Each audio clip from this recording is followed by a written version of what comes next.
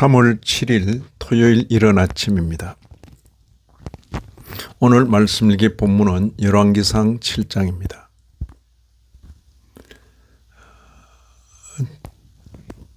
먼저 1절부터 보시죠.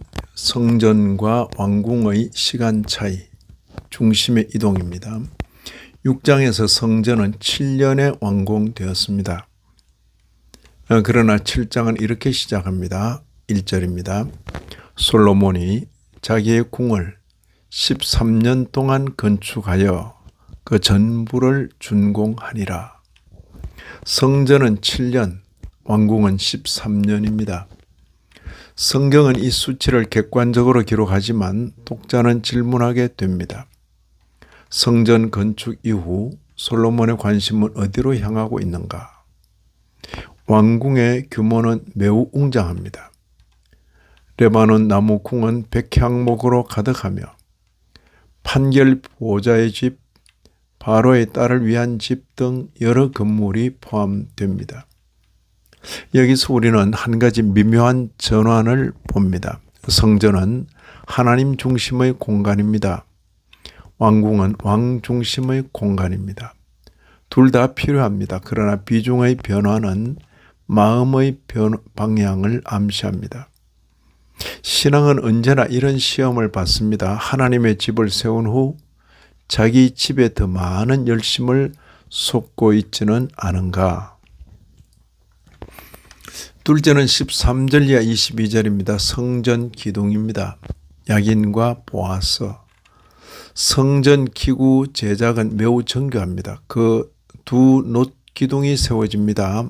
21절에 그가 오른쪽 기둥을 세우고 그 이름을 야긴이라 하고 왼쪽 기둥을 세우고 그 이름을 보아스라 하였더라. 야긴은 그가 세우신다는 뜻이고 보아스는 그에게 능력이 있다는 뜻입니다. 이 이름은 신학적인 선언입니다. 성전은 인간의 능력으로 서는 것이 아니라 하나님께서 세우시고 하나님께 능력이 있음을 고백하는 장소입니다. 그러나 아이러니한 것은 이 고백이 점점 상징에 머물 위험을 내포한다는 점입니다. 세 번째로 23절 이하 39절입니다. 놋 바다와 물두멍, 정결을 강조하는 것입니다. 본문은 바다라 부르는 것, 7장 23절입니다. 그것을 상세히 묘사합니다. 이는 제사장들의 정결을 위한 거대한 물두멍입니다. 예배는 거룩을 요구합니다. 하나님께 나아가기 전에 정결이 필요합니다. 그러나 정결 의식은 그림자였습니다.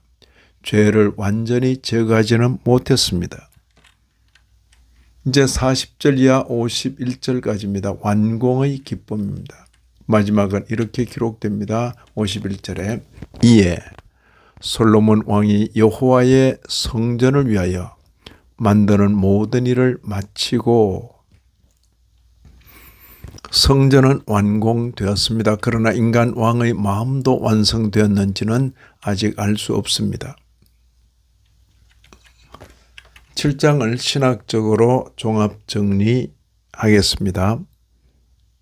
먼저 섭리입니다. 하나님은 성전 건축뿐 아니라 국가 구조 전체를 포함하여 역사를 주관하십니다.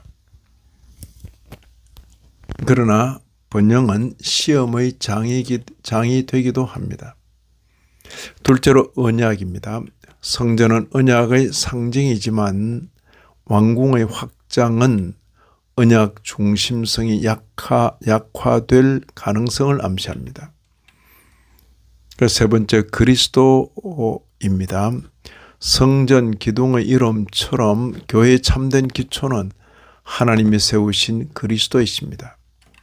인간의 영광은 오래가지 않습니다. 그리스도의 나라는 흔들리지 않습니다. 이 아침에도 말씀에 참여하신 모든 분들 위해 하나님의 크신 은혜가 더하시기를 진심으로 기원합니다.